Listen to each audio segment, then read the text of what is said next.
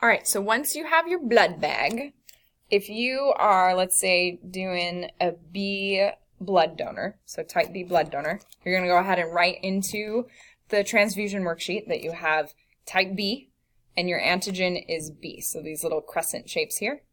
So then from there, when we donate blood, all we donate is actually the red blood cells, so the RBC. So you're not going to include with it the little antibodies that we find in the plasma. You're just going to take the red blood cell. And then let's say that I'm going to donate to someone who, the recipient, let's say, is going to be an AB blood type. So on your transfusion worksheet, you're going to put that it's type AB. Notice that it has the antigens A and B on the outside, so write the name tags, the antigens A and B.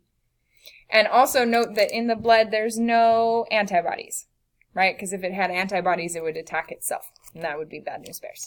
So we go ahead and we take our B blood, and we're going to put it in here, and we're going to notice that there's no antibodies, so there won't be any clotting. So it's all good, okay?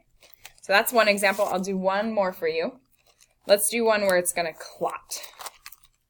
So again, let's use our type B blood.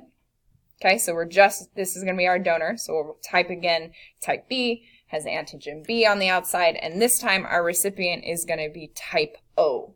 So remember that type O is our recessive, which means that it doesn't have any antibodies on the outside. So no name tag. But what it does have in the plasma as a recipient is it's going to have the antibodies both A and B. Okay, so remember the A is the little triangle. That's the antibody that's going to attack an antigen A carrier. And then type B is the little moon shape that's going to attack an antigen B. So note, if we go ahead and we donate type B to somebody who is type O, what's going to happen is that the antibodies in the plasma for type O is actually going to go ahead and attack.